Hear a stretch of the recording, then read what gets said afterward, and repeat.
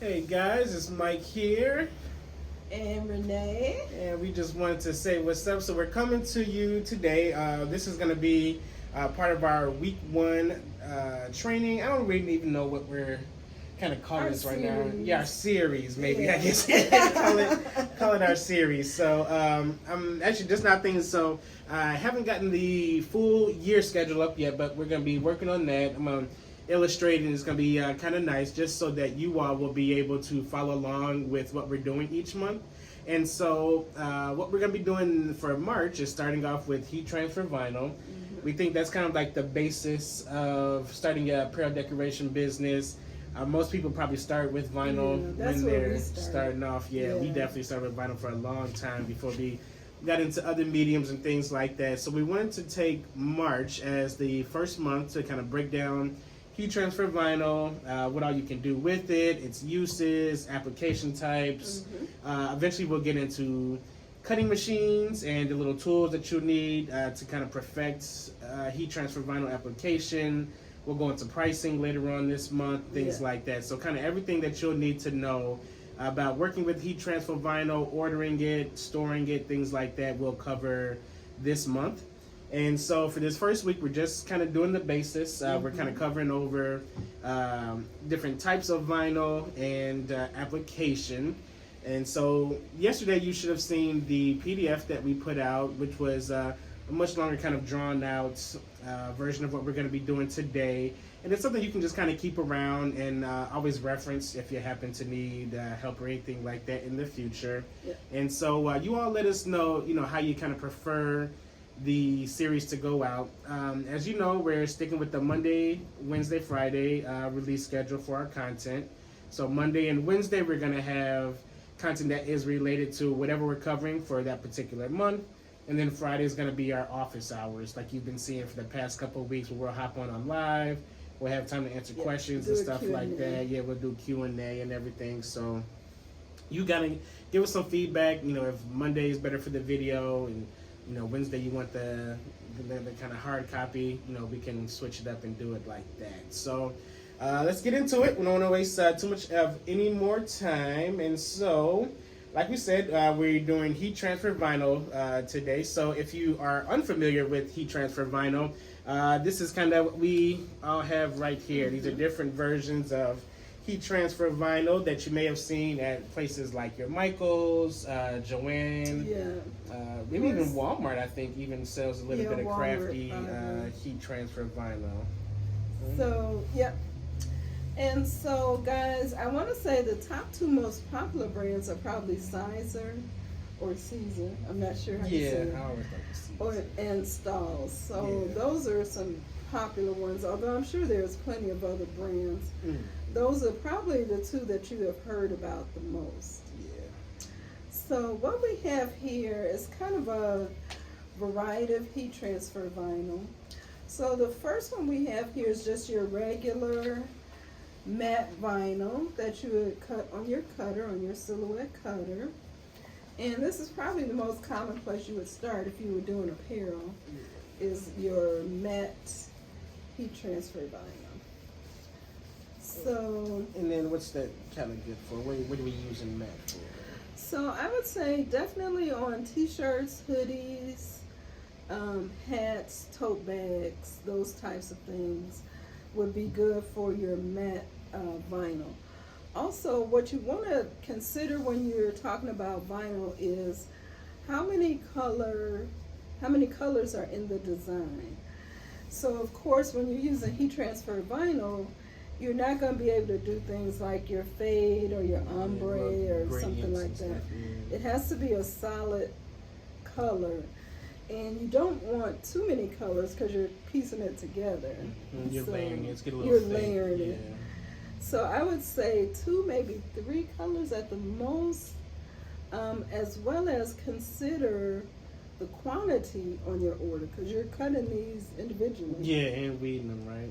And weeding them on your cutter. So you may not want to take an order for more than maybe 20, 25 items. Yeah. At the most, it's gonna take a long time. Long time to weed it on out, right? So, I'm just not thinking about that. So I'm like, oh boy, yeah, it's been a long time since we've done whole order runs in vinyl, but we certainly have for churches and things like that. So, yeah, folks. So that's kind of like a brief little overview of what we have. So basically, heat transfer vinyl that we have here. I think I have a pretty good definition.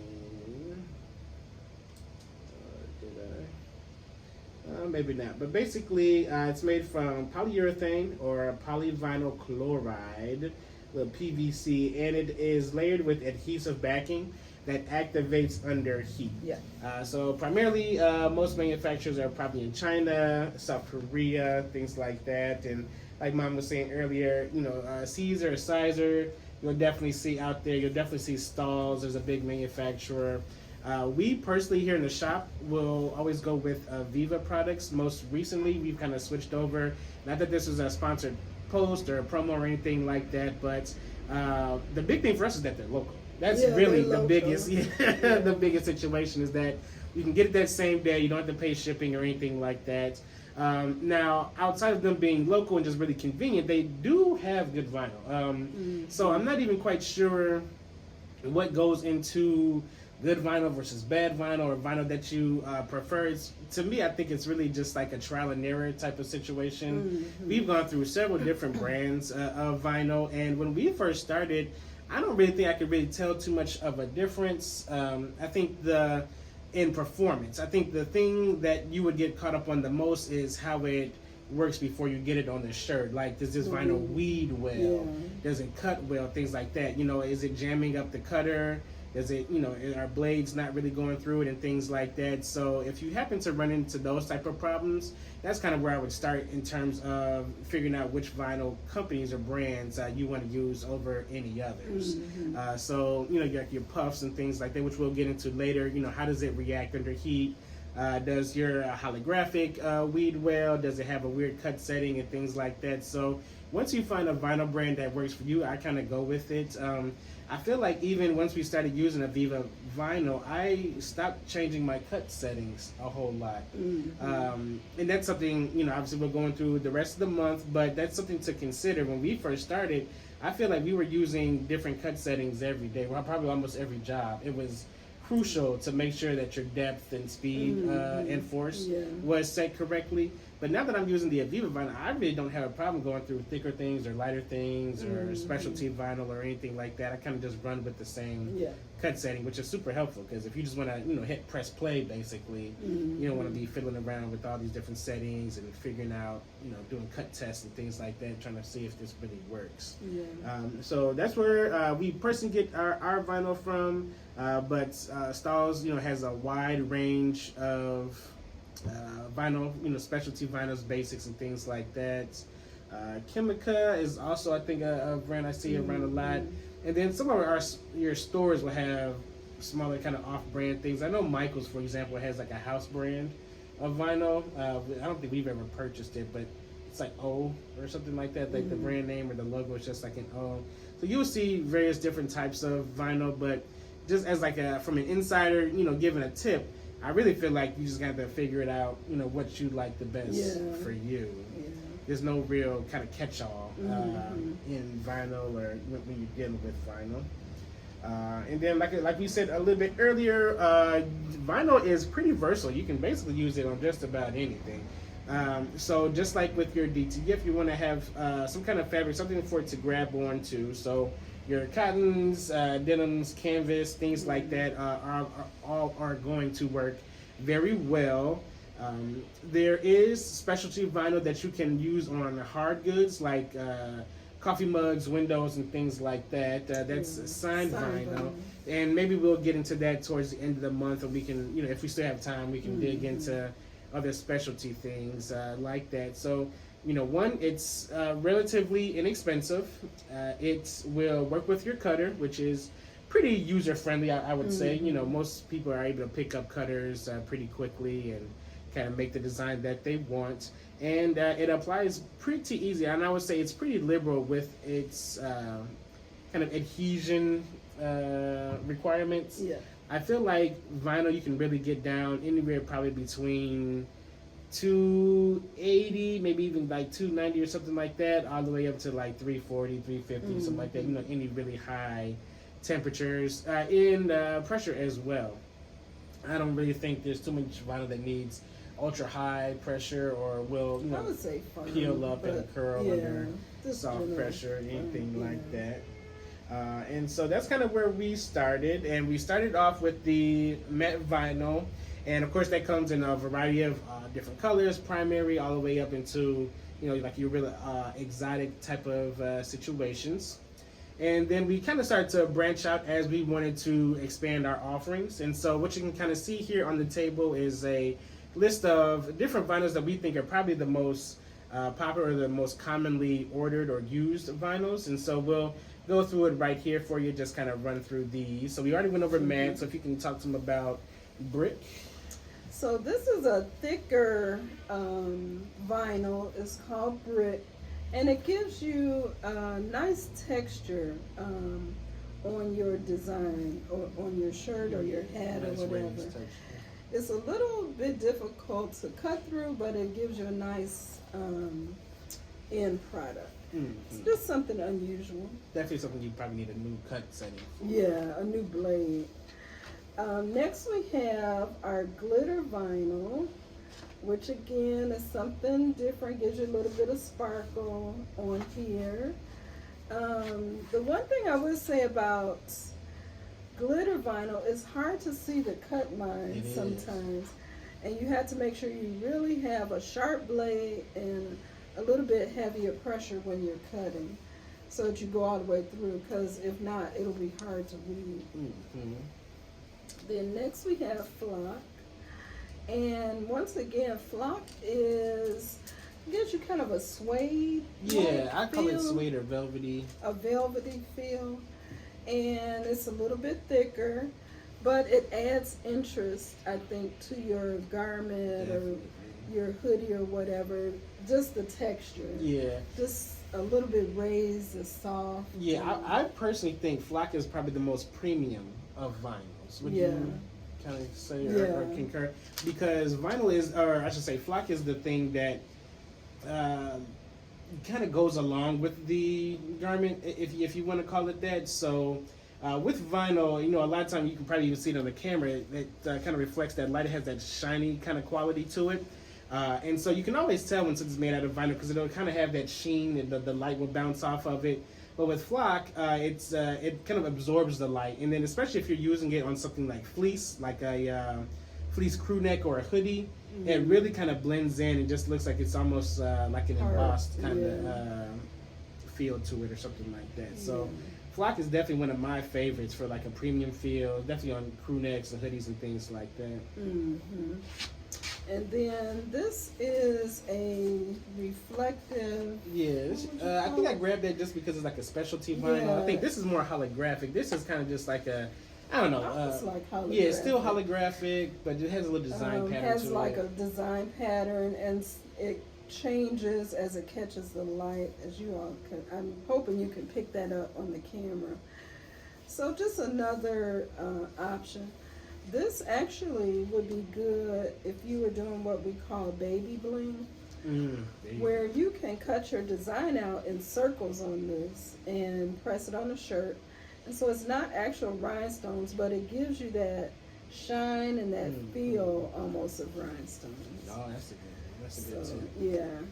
Yeah, this is a specialty vinyl I pulled out just so you all know that there is specialty vinyl, and then obviously we'll go through pricing a little bit later, but that's something to consider. Once you get into vinyls that cost you more, then you're gonna have to charge more on the back end. And then this is another holographic. It doesn't have a pattern, it's just flat, but you can see the effect you get, how it changes in the light. So that's good. These two actually might be good for your dance team. Oh, definitely. Sometimes, they want something sparkly, but if the glitter is a little rough or doesn't feel good against the skin, These are smooth. Yeah, those are great options. Yeah, And and gives you it was about 2-3 years ago at this point we kind of got that tip or that feedback from some of the dancers that we did glitter vinyl for, but you know when they're close and doing the cha-cha or whatever, you know what I'm saying? Rubbing, yeah, they don't want the glitter on their skin, so they were loving, you know, or they're asking for a way that they could get the glitter effect, but not without the kind of roughness to it or whatever. Yeah. So that was holographic, and then this last one is just puff. Yeah.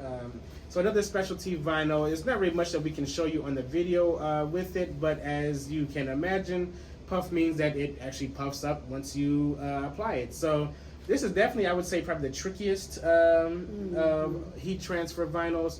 Although I love it, I love the effect, that kind of raised, and this is much more raised than brick or flock as well. Yeah, it really this puffs. is really puffs up. Yeah, and now when we're talking about brands, that's something that you can really tell a difference on. Some brands definitely have puff that reacts a lot better than others, and so we won't get off into a tangent with that right now, but we'll show you a little bit later how that goes. But puff is really great, but it is finicky, so you have to have your pressure and your temperature really dialed in when you're working with puff. But so I would say probably from here on is what we would consider specialty vinyls. Yeah. So all these would kind of be in a separate little area on our shelves, so that we know, you know, for pricing and things like that. When people go, ooh, I like this, it's like, okay, well, let's make sure that if we're picking all this type of stuff, you know, then the price is going to go up. So that may not cover the quote that, you know, that you gave out or anything like that. So that's always important to know. Just for kind of care and operations, for the most part, I would say most of our vinyls are cold peel, or at least I would say warm to cold peel, right? So as soon as you press this, you don't just want to go rip off that carrier sheet. You would at least want to give it a second or two to kind of adhere to the garment and everything like that. I've had a lot of times where, you know, you peel up from the corner and that corner kind of wrinkles up a little bit, and then the rest of the thing pulls. And so it's like, yeah, you know, you can pull that carrier sheet off immediately, but is it great if it wrinkles in the corner? You know, if you're doing, just give it a second or two. Yeah, if you're doing letters and it's like a W and it's crinkled in the corner, it's going to look really bad, no matter how small the fold or the wrinkle is. So I consider it, you know, warm to cold peel. I would say warm to cool peel. Most heat transfer vinyls are medium to heavy pressure. Now, obviously, there are things that kind of contradict that when you have like really sensitive fabrics or something like that. If you're pressing something with really low temperature, like a vinyl jacket or something like that. But for the most part, if we're kind of going with standard 100% cotton garments, we're going to go with medium to firm pressure on your heat press settings. So we'll have that there. And it is important that you are using a heat press with this. None of the vinyls that we have out, even anywhere in the store, are iron on. Right. So that's a big thing to, you know, make sure that we're on top of. So we have that. Let's see. Been over the different types of vinyl. One thing I did want to mention that we don't have up here right now that we can get our hands on. One, I think. I don't think we need two more. But is stretch. The one thing I was confused about was Gorilla Grip. That was the other vinyl that was really important to us for windbreaker, for nylon and stuff like that. That slick material. Although I don't know now if Gorilla Grip is as necessary. I would still use it. Yeah, okay. So if you have those really sensitive fabrics, you know, your nylons, polyesters, things like that, your windbreakers, there is a specialty vinyl called, I don't know, is Gorilla Grip a Stahls thing? It's a Stahls. Okay, so we'll have to kind of figure out what other companies call it, but there are low temperature sensitive garments, manufactured heat transfer vinyls that you can use for those type of products. And the other is stretchable. So each major brand of vinyl will carry some form of stretchable vinyl that you can use for sportswear, which is really great. And so, you know, as you know, this is a sheet, you know, basically a colored sheet of paper or plastic, I guess, for lack of better terms. And so when you put this on a garment, we all know, you know, you stretch a shirt to put it over your head or whatever. This vinyl doesn't stretch. So the t-shirt underneath it will be stretching, but this decorative vinyl on top will not, similar to DTF, and that's what causes cracks, peeling, things like that, just any undesirable effect that you would have on that shirt. So if you do have an item that you're using, say for a sports team, something like that, nylon, something that's really tight that you know is going to be stretched, go out and look for a specific stretchable vinyl so that material can move along with the fabric that you're using. Yep. So those were, if you have at least one of those in all your primary colors, you're pretty much covered for any products that you might have.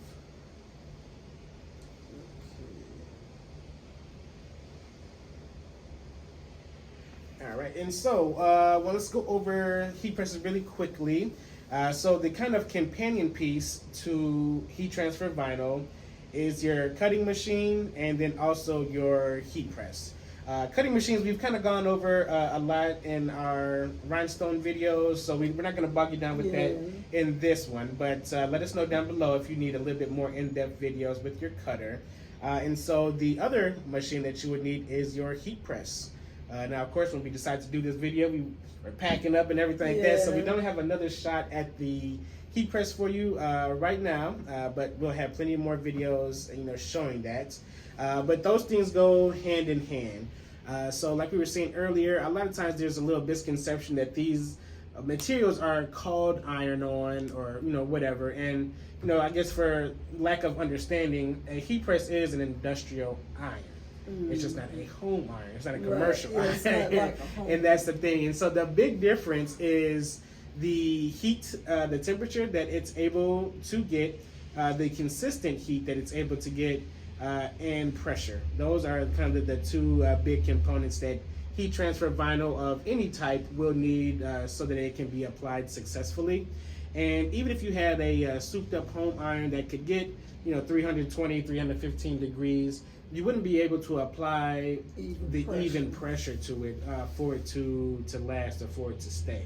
So that's why we always tell people we don't consider these iron-ons or anything like that. This isn't one of the inkjet things you get out of the printer at like Walgreens or whatever. You iron it on your shirt like a summer camp type of deal. Yeah, no, this you need a heat press. Right, yeah. And so even though people kind of disparage heat transfer vinyl when they're thinking about screen printing or something like that, no one would choose vinyl over screen printing. But no one would take a little iron-on over vinyl. Yeah. If that kind of makes sense, if we're getting to you in that realm. So this will last. I wish I had a vinyl item with me right now. Oh, this is vinyl. Oh, see, there you go. You got all types of stuff. So this is a vinyl t-shirt, and I've had this a couple of years probably. Right. And still looks good, yeah. Still going strong. I have plenty of things. I have a hoodie that we made when we were in your basement. One of the first things we actually kind of made. The hoodie itself is falling apart before the vinyl. Right. So their vinyl, there are some cracks in it, but I washed it over 60, 70 times probably by now. I've had that thing for close to a decade. Yeah. And the hoodie is falling apart. There are holes in it from washing before the vinyl breaks down. Yeah. So vinyl is definitely a legitimate apparel decoration tool or medium, if you want to call it, and how you treat and apply it is how your end garment is going to come out. Similar to DTF, we have the heavy plastic sheets that we use, and that's something that you can use with vinyl as well. Put that sheet on top, let it really sink into the garments and the threads and things like that, and that end product is going to be a lot better than something you just kind of barely pressed on and the vinyl's barely hanging on. After a couple washes it starts to peel off and stuff like that. So the better you treat your garments on the front end, the better they will look and last going forward. So definitely want to talk about that. Let's see. And basically I'm just reading off this list, this guide that we sent out yesterday. So if you were to use a home iron, it would be slower with the time efficiency. You have risk of peeling. The area that you'd be able to press at one time would be much smaller. As we know, most home irons are about this size and maybe, probably not even a foot long, probably 9 to 10 inches long, whereas heat presses are at least 10 inches, if you even get a small one, 10 inches wide. Yeah, the most common ones are probably around like the 15 by 15. We have a 16 by 20 which means you can pretty much put a whole 3X t-shirt on it and just have the sides and the sleeves hanging off. So you can really get that whole shirt pressed if you had a full front design or anything like that. The temperature control, pressure control, and consistent heat. Most heat presses, worth their, weight in salt, I guess, or gold or whatever, are going to have coils that go around all the entire spots of the heat press, even in the middle, so that you get that consistent heat. And you don't have cold spots. Yeah, you don't have cold spots or anything like that. And so that's basically, in a nutshell, why your heat press is going to be much better than a home iron or any other kind of, even those little craft presses and things like that. So we'll send this out. This is the next thing we have is just like a list of cutters. Now what we have here is kind of a OG model, if you want to call it that. I'm not even quite sure if this cameo is still in circulation. I'm sure they have new ones, right? Yeah. Yeah, right. So we're not going to bore you with that whole list. If you want to have the list, make sure you go to the post that we have for week 1 and download that PDF that I created. And that has a 3 cutters in each kind of price demographic. So we have our basic cutters that start with like the Cricut Explorer 3, the Cilio Cameo 4, Cricut Maker 3, things like that are kind of in your $200 to $400 range. The next kind of intermediate group, if you want to call it that, would be things like the Roland GS24, the Graphtec CE7000, which we have over there in the corner, the US Cutter Titan 3. Now those are a little bit of a step up. The motor is a lot bigger and the grips are a lot tighter on those. So they are meant for longer full vinyl rolls. So, with your your hobby cutters, they usually work on a mat, like this mat right here, 12 by 12 mat. And so that would be the biggest size that you'd be able to cut at one time, or 24 inches long. You can get but basically it has to be able to fit within the confines of the cutting machine. Once you step up to the intermediate levels, most of those will have double the size width-wise, so that you can run full vinyl rolls on them and kind of take up that whole roll, as opposed to cutting out 12 by 12 squares and cutting them individually. Now, so of course, you do have to take a little bit of a price step up from there. So when you get into that intermediate level, you'll be thinking about spending somewhere between $1,000 to $2,500 on the cutter. If you do, make sure you get a stand. Don't let them sell you that cutter for $2,000 without a stand. Everybody wants a stand. Get the little wheels on it and stuff like that. You can move it around, modulate it. Nobody wants that thing just sitting on the table. Yeah, it's much easier to deal with on a stand. Right, but they move so much faster. I can't even imagine what we'd be able to do, like rhinestone-wise, if we ran rhinestone files on the Graphtec cutter. The motor is probably about 3 times the size as the Cameo, as the Silhouette, and so it just it goes much faster. It runs through things. Yeah, like when we do tablecloths and we need 6 feet worth of logo or something like that, we'll run it on the Graphtec. So that's kind of what we use that for now. And then of course there are what we you would call business grade or your professional vinyl cutters. So you can step it up from the Graphtec, from the CE7000 to the 9000, the Suma S2 or the Roland GR2 640. Now we don't have any of those in stock. I don't even think I've seen something that we would consider, one of these big professional cutters. But basically, you're just going to keep upgrading the space. So the cut bed will get much longer. The motor will get much faster and more durable, so they can really spin that blade around and cut through all type of vinyl and whatever material that you're tossing on there. They'll probably also have little capabilities like the QR reading, so that you can print vinyl on a machine, then take it over to another cutter, line it up and cut it. There's a whole process where you can, do that if you have a separate a separate printer and cutter. So things like that. So kind of, figure out what's going to work for you.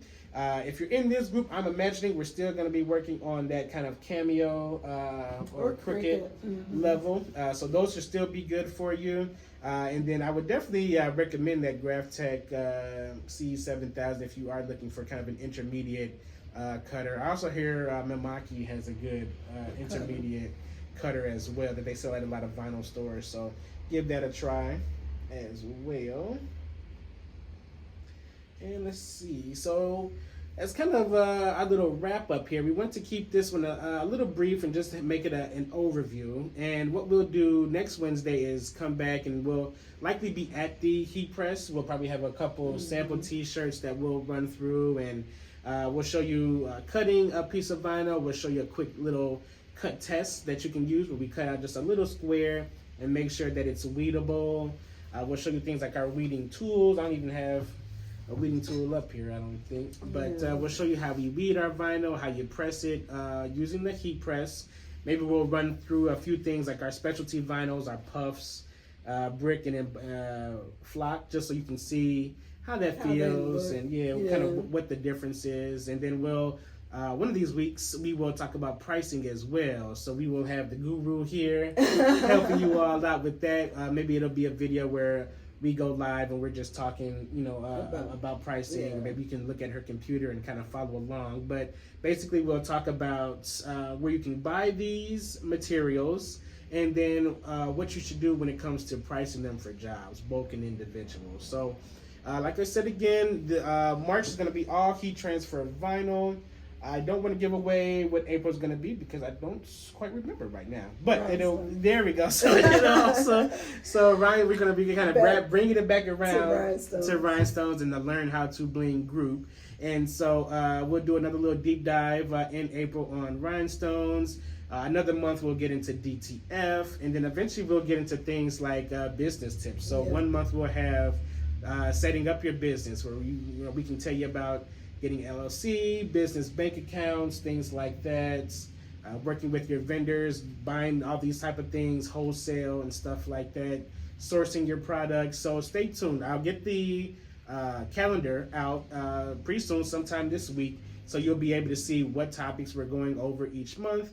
And then what we'll be doing weekly is breaking down a small portion of that topic throughout the month. So we thank you for coming. We thank you for watching. Absolutely. We appreciate all of your engagement and any comments, likes, anything like that you want to leave. And then, of course, give us your questions. We're obviously here. We're going to be here on Friday for office hours. So if there's anything that's tripping you up vinyl-wise, let us know. We've been using it for years. Yep. We just want to do this kind of quick little overview, so we should be able to kind of help you out, or at least point you in the right direction on anything that might be tripping you up when it comes to heat transfer vinyl. Yeah. And then last but not least, guys, we want to put in a really quick plug for our patch jacket event. If you're in the Chicagoland area, or you just feel like traveling to Chicago, we're having a patch jacket event on March 29th at the Art and Beans Cafe in Midlothian, Illinois. Tickets are only $20. And get yours today. Yeah, their spaces are filling up fast, so make sure you go ahead and cop a ticket. It's on our website, and we also have the link pinned in the Facebook group. So just scroll up to the very top featuring post, and you'll see it there. Bye. Bye.